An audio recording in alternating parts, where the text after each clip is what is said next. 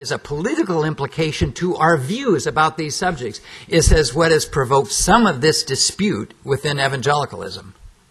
That wasn't bad enough.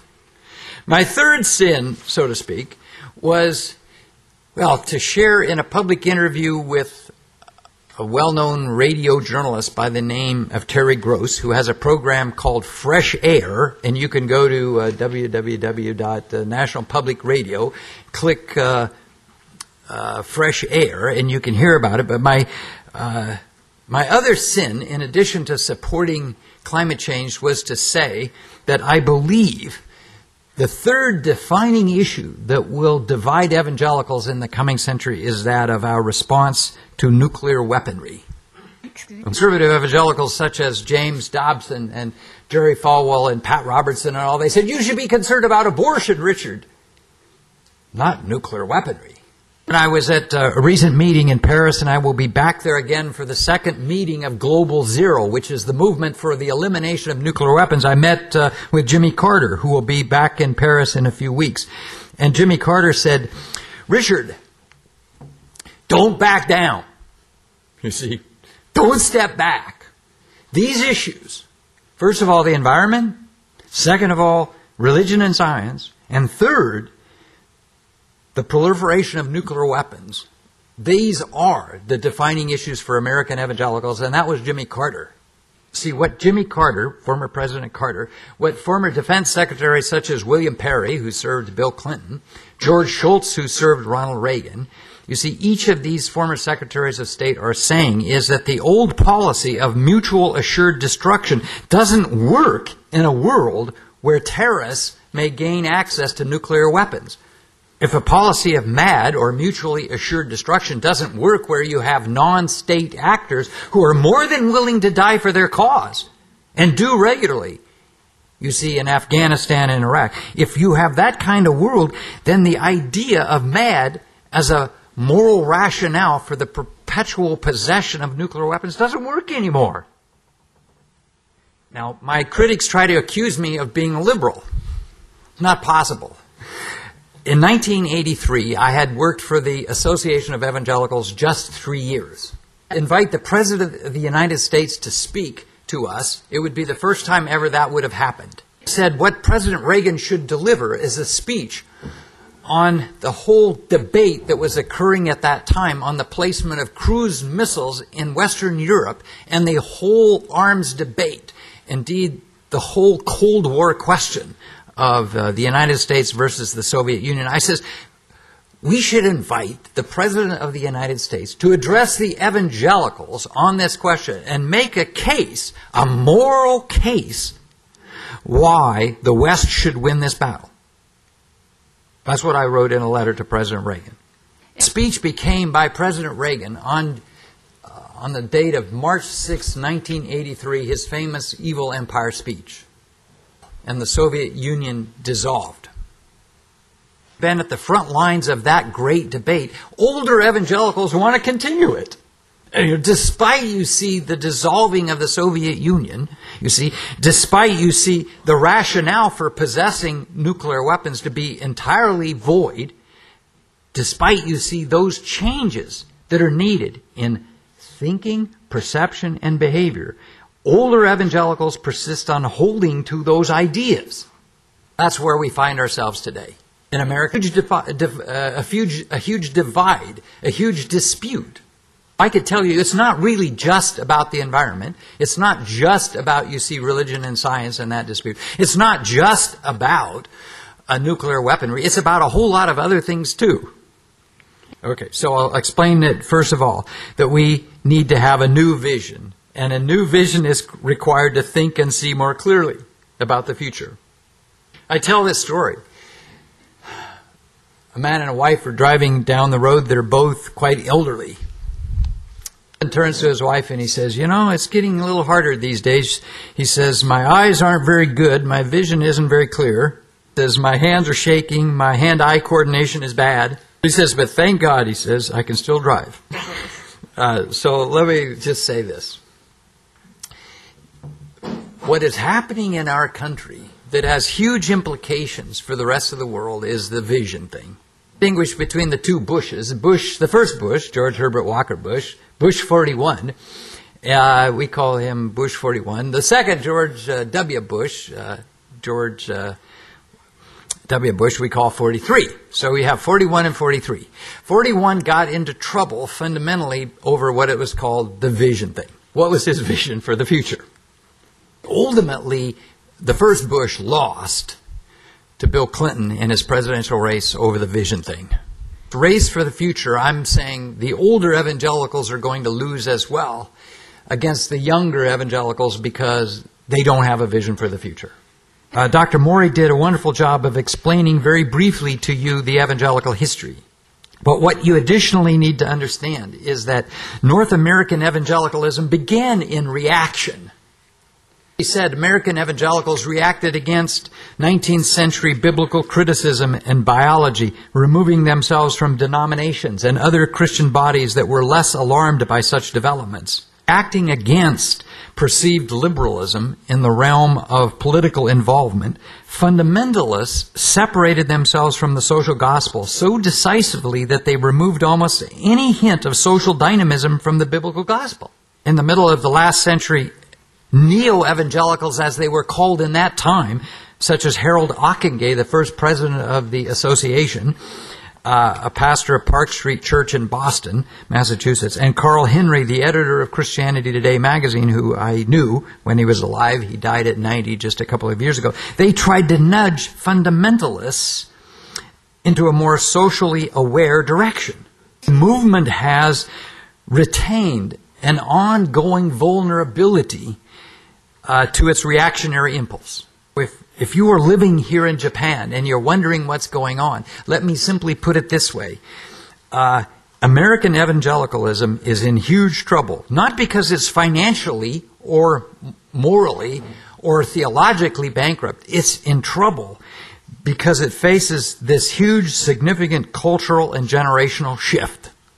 See, ironically, over 60 years after Carl F. H. Henry's famous book, The Uneasy Conscience of the Modern Fundamentalist, and I know in the next hour or so Dr. Yamamoto is going to respond to me. He says he has a copy of Henry's book called The Uneasy Conscience of the Modern Fundamentalist, in which Dr. Henry, you see, one of the founders of this movement of neo-evangelicalism, 60 years after Henry, we face the same thing, namely that we can't shake the image of being primarily negative and destructive. I would suggest that, you see, to aspire to a new vision, you've got to have a strategy. By the way, as a student of Chinese history, it was Sun Tzu who said, a strategy without a tactics is a slow road to victory. You see, but tactics without a strategy is the noise before defeat. And so what we propose as new evangelicals is a strategy of the common good. And you will see that my title here is the president of the New Evangelical Partnership for the Common Good. Drawn from Catholic social teaching. The common good has at least 5 connotations. The first being that it refers to the good of all people, all classes, and each individual, body and soul. Talk reality here. The reason that old guard evangelicalism has become discredited, among other reasons, you see, is that it has identified itself with the Republican Party. In other words, anyone who happens to disagree with the way American evangelicalism conducts itself in public life is accused, like me, of being a liberal. The old way of thinking says we define ourselves in opposition to something else. And if the progressives think that, then we're not that. So a common good strategy understands that there are power imbalances in society that require attention, very importantly, to the least fortunate and most powerless people, that their good might also be advanced, not just the good of the wealthy. So finally, the good is common. The good is common in the sense that God created all of us to share in it in community. Sounds like a Japanese idea.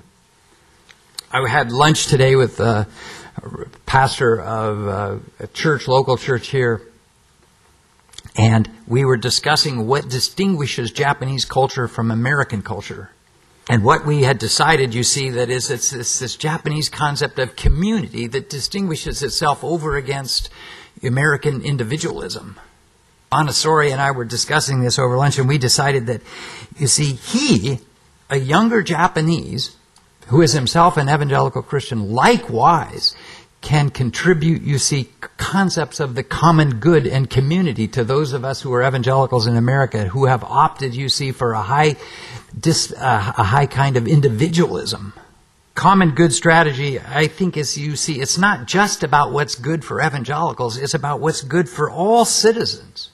And so this is the strategy that I believe that American evangelicals, the new evangelicals, are going to pursue on all of these issues, you see, because the environment, caring for it, is really about natural resources that belong to everybody. It requires us to care, you see, about those who might in the future become the victims of nuclear terrorism, because they are our neighbor too. It requires... By the way, our wonderful interpreter today said that she met Dr. E.O. Wilson here in Kyoto about 10 years ago. And so I understand that Dr. Wilson has been here before, and you may well know him. Reaching out, you see, to care about the biosphere, Dr. E.O. Wilson has reached back to us by writing a book called The Creation, which is very fascinating. A secularist, you see, he calls himself an agnostic, writing a book called The Creation, which by its very name implies there's a creator. This is the kind of strategy that can build a better society. By the way, I want to tell you one more story on the subject of the environment. Dr. Gus Speth at Yale University puts it this way. Gus Speth was an advisor to Jimmy Carter in the White House when Carter was president. And this is how he puts it. He says, 30 years ago, I thought that with enough good science, we'd be able to solve the environmental crisis. Wrong. I used to think that the greatest problems threatening the planet were pollution, biodiversity loss, and climate change. Gus Speth says, I was wrong there too. I now believe that the greatest problems we face are pride, apathy, and greed. It's because that's what's keeping us from solving the environmental problem. And for that, we need a cultural and a spiritual transformation. And he says, we in the scientific community don't know how, but he says, you evangelicals, you do know how to do that. And he says, we need your help. And so, you see, we've reached out in that way across this religion-science divide, and the scientists have reached back, and the name-calling has come to an end. The era of cooperation is over. The era of cooperation is at hand, and none too soon, and the era of, you see, this war is over. So, I say we need a new vision to think more clearly. I've said we needed a new vision to think more clearly. I think we need tactics that require us to act more boldly. I want to quote Barack Obama because I saw him just a few days ago before he went to Copenhagen. It wasn't at a meeting, it was at a holiday reception on December 11th. It was December 13th. Foyer of the White House, the president comes down with the first lady, he makes a few remarks, and greets people for a few minutes and leaves. Tall. I'm tall. I'm tall. So I can reach over people's heads. So I'm able to reach over a whole lot of people's heads, to reach out of my hand and say, Mr. President. And you may not, Copenhagen had almost broken up. The Chinese were headed toward the airport. The Indians were already ready to leave too. It included the Brazilians and other countries was being held, and President Obama, on what was supposed to be only an 8-hour trip, goes for 12 hours, and he goes right into the meeting where it's being held. By his personal intervention into Copenhagen, he saved it in so many ways. When I had said to him, Mr. President, you need to go to Copenhagen, and you need to do everything you can, you see, on this subject, the President did exactly that, and we have an ally in the White House on this and the issue of nuclear weaponry. When I spoke to President Obama, he points back to me and he says, but we need your help. The United States Senate. I told you I was going to quote Barack Obama, so I will quote him. Speaking to the United Nations on September 23 last year, President Obama said the following. And this is really important for those of you, particularly who are here as a result of the institute that we're going to be meeting together afterwards. Sizemore. CISMR. This is the center in the Institute. We're going to meet afterwards. Listen particularly to the word